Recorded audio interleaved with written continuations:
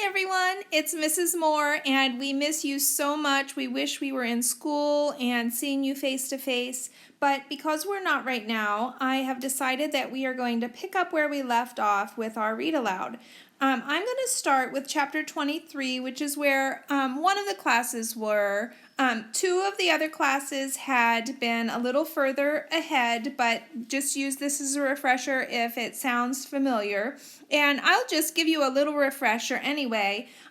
This book is about a little girl named Amy Ann Ollinger, and she goes to pick out her favorite book from the library that she's read many times from the mixed up files of Mrs. Basil E. Frankenweiler. And the school librarian tells her that she can't check it out because it has been banned. And so there is a classmate whose mother is the president of the PTO and very prominent in their town, and she has decided that this book and several others are not appropriate and they should not be in the school's library. To make matters worse, Amy Ann is assigned to do a class project with Trey where they have to research and present on the First Amendment, which is freedom of speech.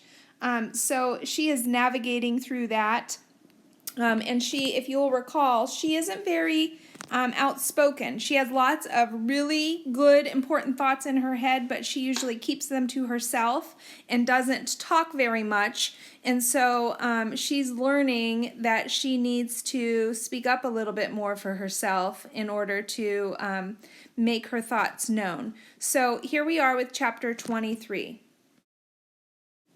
And in this corner, I kept trying to focus on liar and spy in my spot in the corner of the library, but all I could think about was Trey.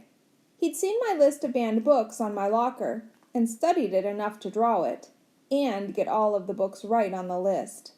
That meant he had to know it had been taken down, too.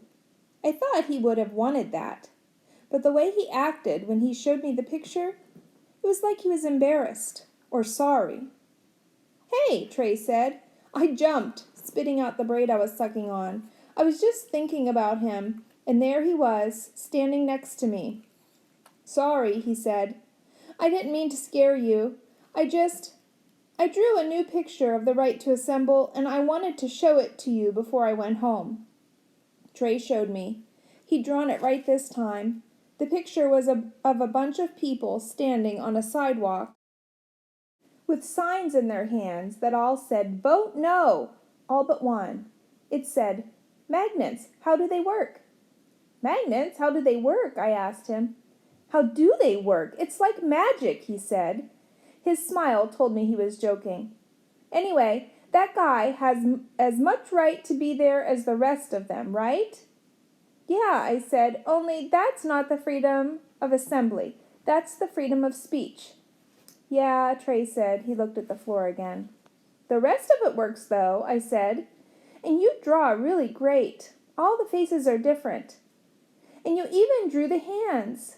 Anytime I had to draw a person, I drew her with her hands behind her back or stuck in her pockets, because I couldn't draw hands and fingers." Trey shrugged. "If you want to draw comic books, you have to be able to draw hands." I was about to ask Trey if that's what he wanted to do, draw comic books, when we both heard his mother's voice there in the library. "Good afternoon, Mrs. Jones," Mrs. Spencer said. "Mrs. Spencer," Mrs. Jones said. Mrs. Jones was wearing a wide green dress with white polka dots. Mrs. Spencer was wearing a tiny powder blue tracksuit. They looked like the illustrations for Big and Little in a picture book, and they stood staring at each other like those two Dr. Seuss characters who won't get out of each other's way while people build interstates around them. "Is Trey in the library?" Mrs. Spencer asked finally. "I think he's in the back," Mrs. Jones said. She nodded down the aisle to us, and my heart beat faster. It was dumb. Mrs. Spencer didn't know who I was or what I was doing with her list of banned books. But I was still so nervous I stuck one of my braids in my mouth and sucked on it. "Trey, it's time to go," Mrs. Spencer called. "Guess my ride's here," Trey said. "See you." Mrs. Spencer put her hand on Trey's head and was leading him out of the library when Mrs. Jones stopped them. "Oh, Mrs. Spencer, I meant to thank you," she said. Mrs. Spencer turned. "Thank me?"